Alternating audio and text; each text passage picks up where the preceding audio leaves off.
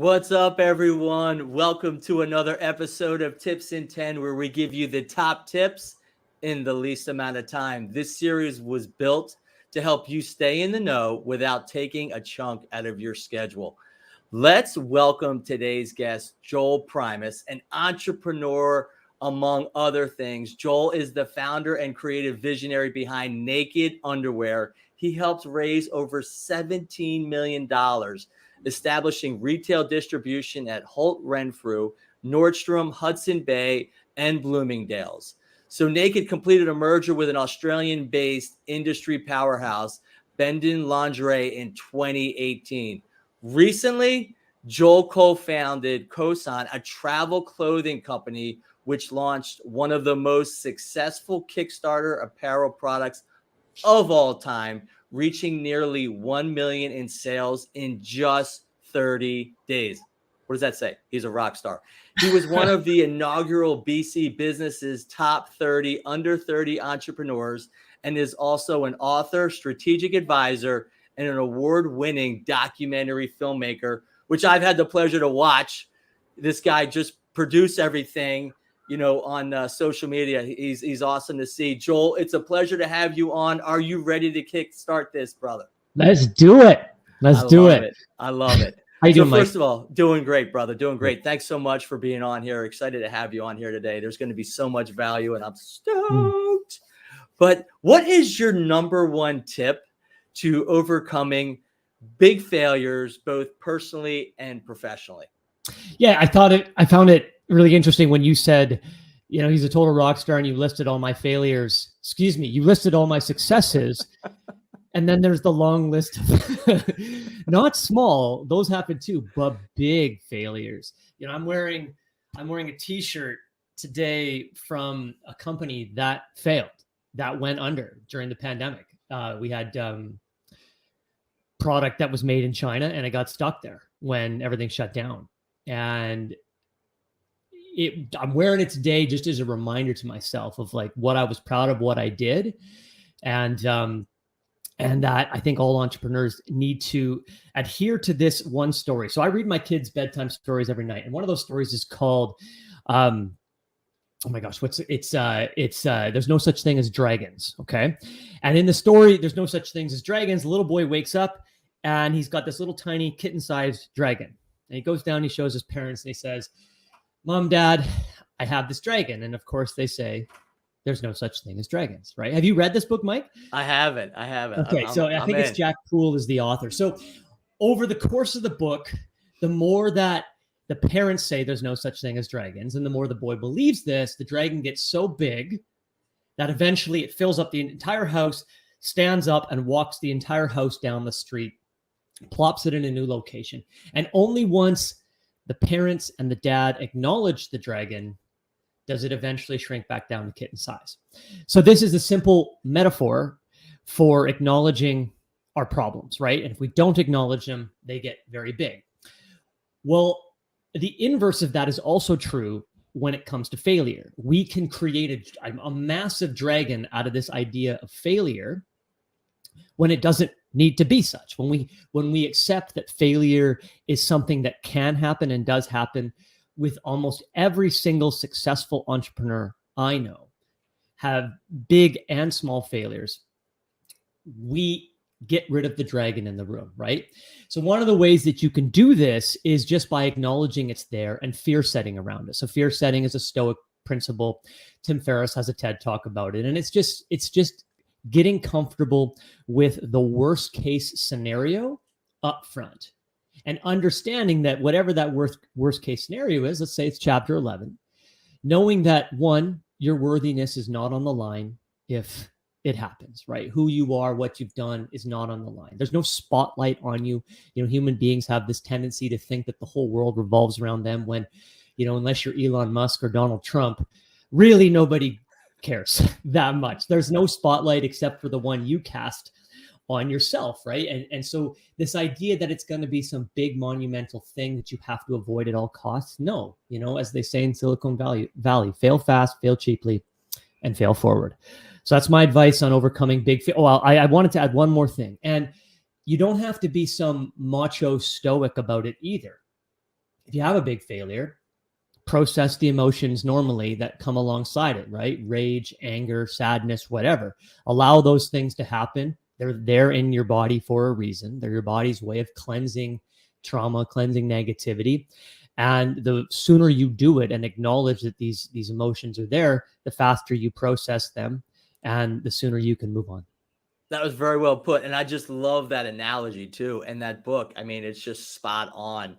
And it, you know what, you bring up a great point too, just about the fact that, you know what, you got to nip it early, right? You got to nip it early before it does become a monster. And you know what, I think a lot of times people don't do that. And then that's where they get stuck because pride gets in the way and they're just like, hey, you know what, I'm going to fix it. I'm going to fix it. Then it's out of control. And you know what? I saying to myself, you know, being honorable cuts both ways. Honorable in the sense, like if you have shareholders, you've raised money and you want to do right by those shareholders. And so you kind of cling on, you can't cut away early. You can't see that something is sunk, that, you know, you can't throw good money after bad versus, oh my gosh, my honor has turned into pure ego and pride. And I'm not doing this for them. I'm doing this for myself now, my reputation. Exactly. So. And two, just also, I mean, just the experience and the education that you get from it, right? I mean, look, I've started 6 companies. I'm running 3 closed down, didn't work. It's okay. You know what? Whatever, move on, right? Fail forward. It is what it is. I gave it a shot. I didn't, you know what? It wasn't meant to be. It is what it is. What's next? Let's just keep focused on one day at a time. So how do you stay creative, you know what I mean, on a consistent basis, you know, especially even something, you know, from, you know, after failure and stuff like that. Yeah. And this point definitely leads from the other one, you know, so are you familiar with Joseph Campbell at all? I'm not. You're stumping me today, brother. The hero's journey, the classic, iconic tale that is essentially the structure of all storytelling that we see in literature in Hollywood, where, you know, the hero, which is all of us, has a curiosity, has a question. They set out on this adventure. They get beaten up. They become better. They become stronger, and eventually they, you know, they failed, and then they become the best version of themselves. And so in Joseph Campbell's hero's journey, he talks about the cave of darkness of which we fear is that where we need to go. And often creativity is what is inside that, right? Whether that creativity is painting or writing or even starting a business, we get the self-sabotaging voice in our head that says, you can't do this.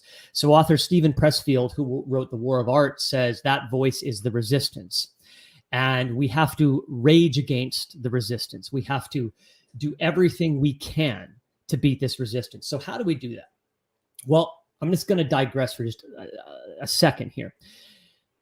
So are you familiar with long tails? Do you know what long tails are? No. Not like long tails on a dog. Yeah. So long tails in business are essentially, it's the farthest end of a distribution of outcomes.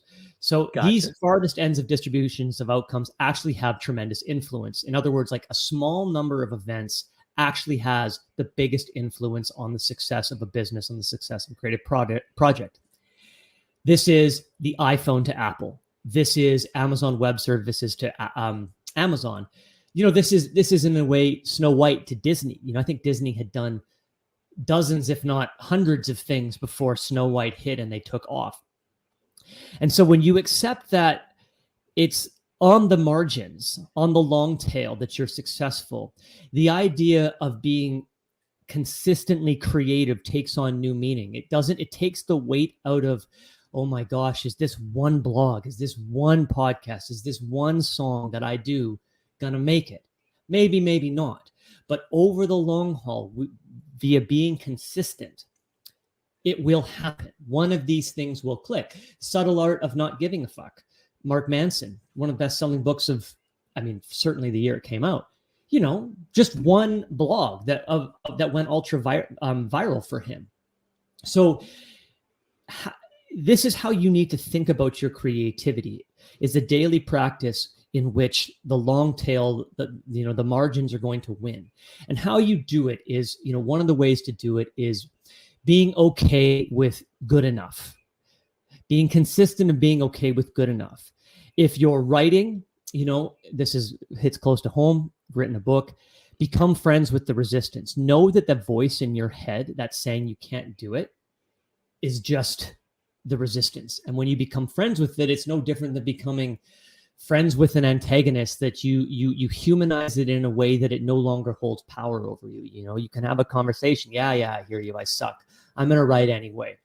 And one of the ways that you do that is by creating a really enjoyable ritual around your writing or your creativity that you can practice on almost every day, whether that's waking up early, whether that's staying up late, whether that's how you do your coffee, or you like to do it after a workout. Creating a consistent ritual in which everything comes off the phone, the notifications, et cetera, and for 1 hour you create, and it doesn't matter if it's junk, right? It does not matter.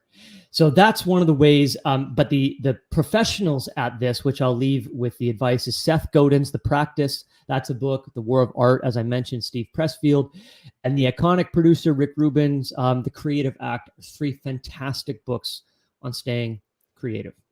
Yeah, it's funny you bring that up about, hey, just right. I just recently went to a concert, and the guy actually we went to an opportunity to see him before, and like for a little Q&A, and he just talked about how he was just kind of encouraging everyone, if you want to become a singer and a songwriter and whatnot, just start writing now. Like, he started as a teenager, and he's like, look, my music, I look at it now, it was trash, but it started it, right? And it just, created the consistency where he just kept on writing to where now, I mean, he's winning Grammys.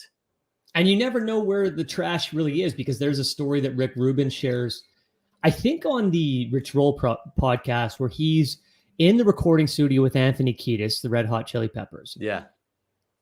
And all the songs that they've agreed to record or whatever, they're fine and good, but they're not getting what they want necessarily. And then Rick and Anthony go for a walk, and Rick Anthony's like, what's in your notebook? What's the stuff you didn't share with me?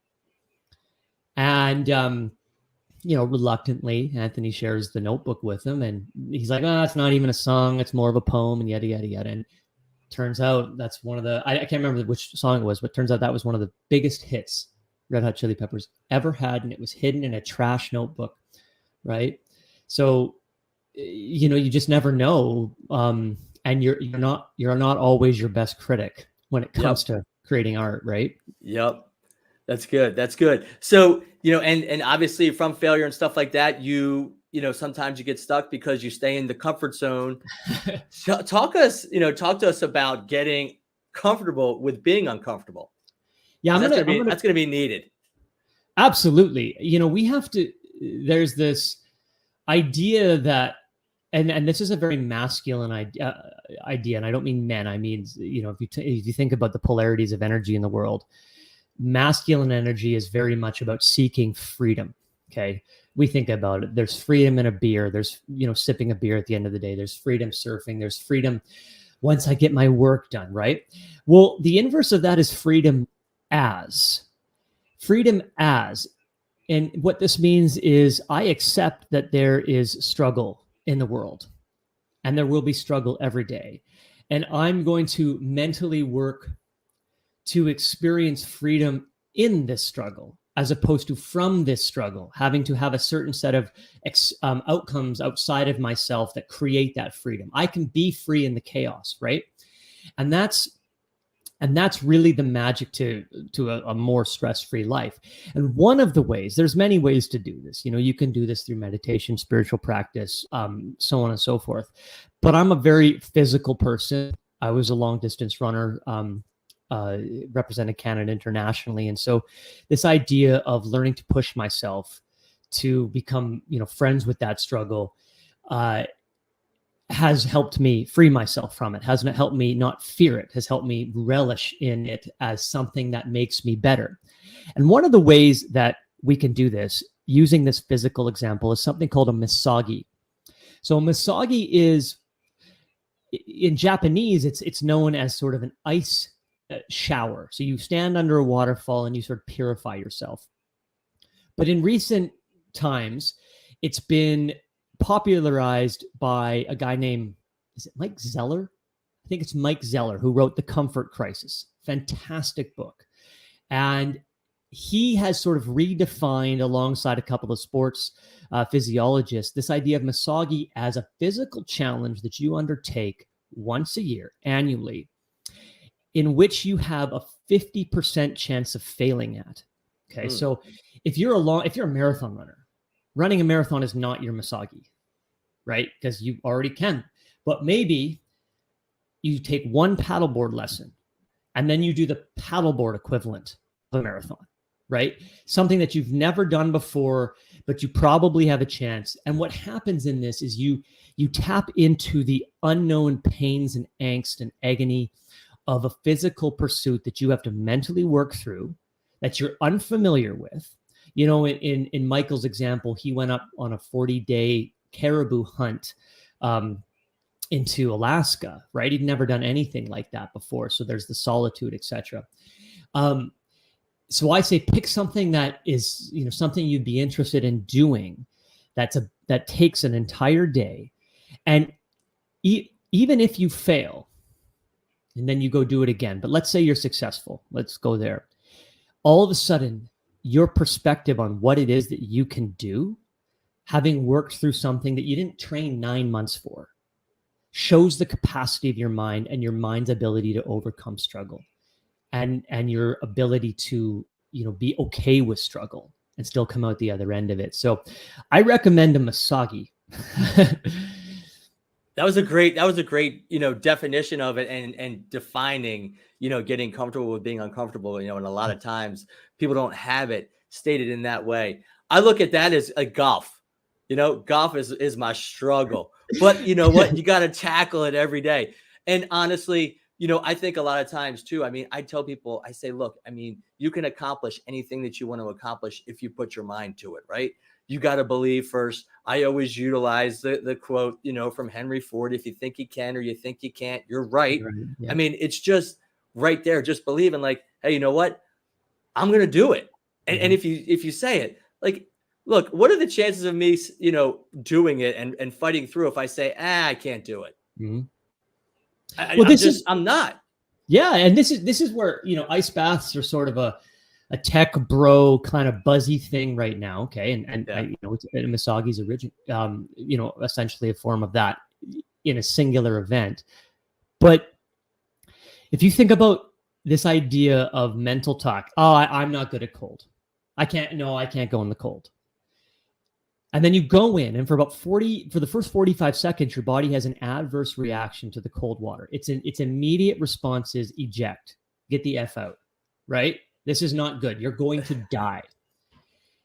And then it settles. And then that reaction goes away after 45 seconds, right? And you get to a place where, you know, between 45 seconds and 3 minutes in significantly chilly water, you realize, oh, I was wrong. My mind was wrong about my ability to do this. Even if I didn't like it, I did it. And then when you come out, the invigorating effects, the release of, you know, oxytocin and all the happy hormones, when you come out of there, you're like, oh, wait, to have endured struggle makes me feel better. It's like inside 5 minutes, you have an entire lesson on your ability to overcome what your mind tells you can't. That's what I love so much about ice baths. Yeah. Yeah. I have yet to do it. I mean, I've got to do it. I've sat in one. I mean, I was younger. I would totally do it. I've got no problem with it. I do believe it's, you know, mindset is paramount, and you can do whatever it is that you want. You just got to fight through it. It is what it is. And that's why mindset is so important, especially in business. So let's have a little bit of some fun questions here, just to kind of finish this thing up. So tell me, what is your favorite vacation destination? This is gonna be a tough one for you. Yeah. If you ask me right now, if we're talking about culturally, it's Vietnam. It's Ho Chi Minh City. I'm not talking like sit on a beach vacation. That's elsewhere. But there is no city in the world that is just so strange and chaotic and beautiful and energetic that I've been to as Ho Chi Minh City. So I love visiting there and sitting down and having a beer and watching a million scooters drive by, complete sheer chaos. I love it. I love it. So how about this? No, the second one. Name something at the very top of your bucket list. Very top of my bucket list. Very top of my bucket list. Well, I'm about to do it. Tokyo. To go to Tokyo. Yeah. Okay. Definitely. That is, I mean, everything. So much of my life is goes through the lens of travel and the experience of travel. It awesome. Shapes me. Yeah. And you bring your family with you too. So which is awesome. Which is usually awesome. My daughter was going to come with me to Tokyo. She didn't want to come because she still has to do a COVID test, and she didn't want the thing up her nose. Yeah. Yep. All right. That's how cool. she weighed. That's how she weighed. I love it. I love it. Can you tip up my nose for 2 seconds? No, I skipped Japan. So, I mean, because you traveled so much, tell me the weirdest thing you've ever eaten. Lamb brains or scorpion, but lamb brains would be weirder than scorpion. Yeah. That is I've eaten chicken feet. Yeah. Like, Yeah. I just watched something the other day that had like chicken feet in it, and I was like, oh gosh. I mean, I'm not saying that I couldn't do it. I would give it a shot. I'm not saying I would like it. Oh man, I had cow tongue not too long ago, and I was like, all right. Yep. Okay. I've tried it. This is good enough. And I'm just going to leave it right there. Well, Joel, thank you so much. I apologize. I cut you off, Mike. No, go on. No, I was just saying, go fire away. My philosophy on eating strange food is just have a cold beer beside you and you're good. Something to wash it down. Yeah. I love it. I love it. So thanks so much for joining us today on Tips in 10. Joel, what is the best way for our audience to connect with you? JoelPrimus.com, the blog, the website, and you can check out Joel.Primus at Instagram. That's where everything is and feeds to and from. Awesome. Well, everyone, thanks again for another episode of Tips in 10. Joel, you were an amazing guest. Thank you so much. Yeah, thank you.